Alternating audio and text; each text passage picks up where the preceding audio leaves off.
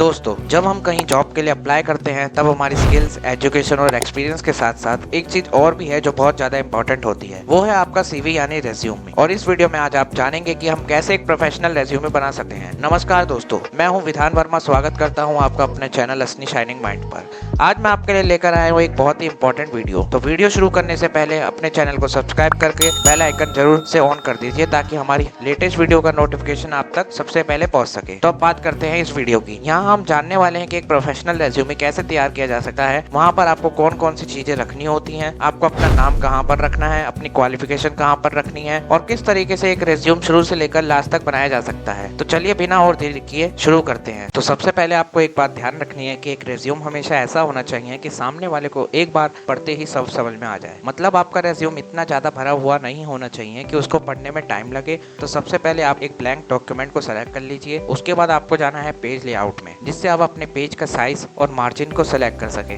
तो आपको जाना है साइज में और यहाँ से A4 साइज को सेलेक्ट करना है। तो जो पेपर का मार्जिन है बाय डिफॉल्ट बहुत ज्यादा होता है, तो आपको यहाँ से नैरो पर क्लिक कर देना है। इससे आपका पेज लेआउट पर काफी सारी जगह मिल जाएगी। अब आपको यहाँ से अलाइनमेंट गाइड्स को अनेबल कर देना है ताकि हमें ऑब्जेक्ट प्लेसमेंट में आसानी हो सके। अब आपको यहाँ पर जाना है डिजाइन टैब में और थीम में से आपको स्लाइस थीम चूज करना है, जिससे आपका रिज्यूम एकदम क्लीन और मॉडर्न लग सके। अब आपको डॉक्यूमेंट फॉर्मेटिंग के कलर को ब्लू सेलेक्ट करना है और फॉन्ट में से कोई भी एक कलर चूज कर लेना है। मैं ये वाला कर लेता हूँ। अब आपको जाना है इंसर्ट टैब में और यहाँ से रेक्टेंगुलर शेप सेलेक्ट करनी है और फिर शेप आउटलाइन में जाकर नो आउटलाइन कर देना है। अब इस शेप की हाइट और विड्थ सेम यही लिख देना और एडजस्ट कर देना पेज पर। अब आपको कोई एक कलर सेलेक्ट करना है। मुझे ये कलर अच्छा लग रहा है तो मैं ये वाला कर लेता हूँ। अब आपको फिर से शेप्स में जाकर एक सर्कल शेप को सिलेक्ट कर लेनी है और इसके साइज ये सिलेक्ट कर लेना है। अब इस शेप पर राइट क्लिक करके फिल ऑप्शन में जाना है और पिक्चर ऑप्शन में जाकर कोई एक पिक्चर सेलेक्ट करनी है। अब शेप आउटलाइन में जाने के बाद आउटलाइन कलर सेलेक्ट करके उसकी विड्थ ब्रॉड कर देना। अब आपको जाना है इंसर्ट टैब में, यहाँ पर मिलेगा टेक्स्ट बॉक्स, उस पर क्लिक करना है और फिर से फर्स्ट वाले को सेलेक्ट करना है। अब आपको शेप फिल में जाकर कोई भी कलर पर क्लिक कर देना है, जिससे आपके टेक्स्ट बॉक्स का बैकग्राउंड कलर चेंज हो जाएगा और इसमें से कॉन्टैक्ट लिखकर सेंटर अलाइनमेंट कर देना है और एडजस्ट कर इतना कर देना है। और फिर अब आपको आउटलाइन वाले ऑप्शन में जाकर आउटलाइन भी रिमूव कर देनी है। अब आपको एक और टेक्स्ट बॉक्स एंटर करना है। इसमें आपको बैकग्राउंड कलर और आउटलाइन दोनों ही रिमूव कर देनी है और इसमें अपनी सारी कॉन्टैक्ट इन्फॉर्मेशन लिखनी है। तो पहले आपको अपना फोन नंबर लिखना है। उसके लिए आपको जाना है इंसर्ट टैब में और आइकन वाले ऑप्शन पर क्लिक करना है। यहाँ पर सर्च करना है फोन और एक फोन सेलेक्ट करना है और इसका कलर भी चेंज कर देना है। अब आपको व्हाइट कलर से लिखना है फोन। फिर यहाँ से टेक्स्ट बोल्ड करना है और एक्स्ट्रा स्पेस को भी रिमूव कर देना है। नाउ सिंपली इसे Ctrl+C से कॉपी करना है और यहाँ Ctrl+V से पेस्ट करके सर्च करना है ईमेल आइकन और थीम कलर सेलेक्ट करके आप अपनी ईमेल लिख देना। आइकन में से लोकेशन वाला आइकन सेलेक्ट करना है और अपनी जो लोकेशन है वो लिख देनी है। अब आपको अपने इन दोनों कॉन्टैक्ट वाले टेक्स्ट बॉक्स को कॉपी करना है। फिर यहाँ पर पेस्ट कर कॉन्टैक्ट की जगह लिखना है स्किल्स और यहाँ पर आपके पास जो जो स्किल्स हैं वो लिखनी है। अब इतना करने के बाद आपको जाना है बुलेट्स में और यहाँ से डिफाइन न्यू बुलेट्स पर क्लिक करना है और फॉन्ट में जाकर आपको कलर वाले ऑप्शन से बुलेट के कलर को अपने थीम के हिसाब से ले लेना है। तो आपको Shift+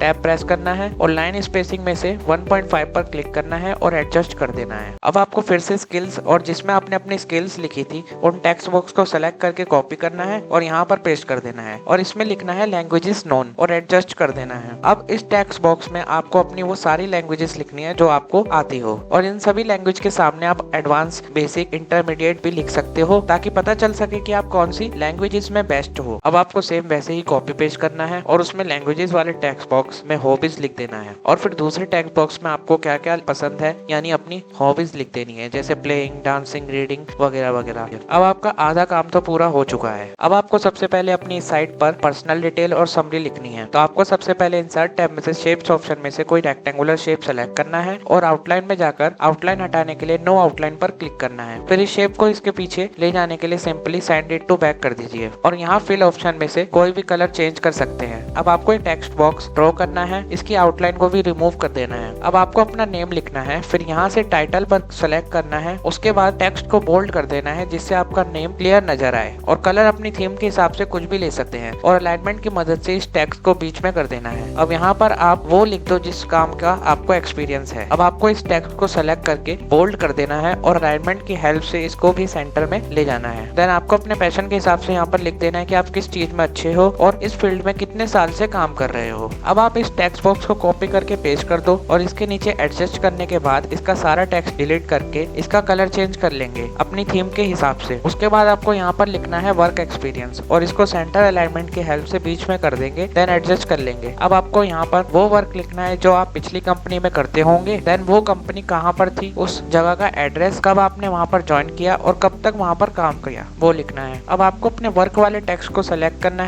फिर यहाँ से बोल्ड कर देना है और कलर चेंज कर देना है ताकि थोड़ा अट्रैक्टिव लगे। अब इसके ठीक नीचे आप एक डिस्क्रिप्शन देकर लिख सकते हो कि आपने इस जॉब को करते हुए क्या क्या अचीव किया। अब अगर आपने इसके बाद कोई सेकंड जॉब की हो और वहाँ पर जो काम किया हो वो आपको यहाँ लिखना है। उसके बाद आप जहाँ जॉब करते थे उस कंपनी का नाम क्या था और वहाँ का एड्रेस क्या था वो लिख देना है और कब से कब तक उधर आपने वर्क किया उसका ईयर लिख देना है और नीचे उस जॉब में आपने क्या क्या सीखा और क्या अचीव किया वो एक डिस्क्रिप्शन में लिख देना है। देन सबको सेलेक्ट करके टैब प्रेस करना है जिससे टेक्स्ट सेंटर में आ जाएगा। अब थोड़ा और अच्छा दिखाने के लिए आप साइड में लाइन ड्रॉ करके यहाँ से अपनी थीम के हिसाब से कलर सेलेक्ट कर ले और लाइन की विड्थ को थोड़ा सा थिक कर देंगे। अब आपको एक सर्कल की शेप लेनी है, फिर उसका साइज छोटा करके उसका बॉर्डर कलर और अंदर का कलर चेंज करके यहाँ पर एडजस्ट कर देना है। देन इसको कॉपी पेस्ट करके हम यहाँ पर लगा देंगे। अब आपको इस वाले टेक्स्ट बॉक्स को कॉपी करना है, देन पेस्ट कर वर्क एक्सपीरियंस की जगह एजुकेशन लिखना है। अब यहाँ पर अपनी डिग्री का नाम लिख देना, मैं एग्जाम्पल के लिए ये लिख देता हूँ। अब इसके नीचे अपनी यूनिवर्सिटी का नाम और आपकी यूनिवर्सिटी जहाँ भी थी उसका एड्रेस यहाँ लिख देना और उसके नीचे जितने ईयर्स आपने स्टडी की हो वो लिख देना। अब अगर आपने इसके अलावा कोई भी कोर्स या स्टडी की हो तो उसका नाम भी लिख देना और कौन से इंस्टीट्यूट या कॉलेज से की उसका नाम लिख देना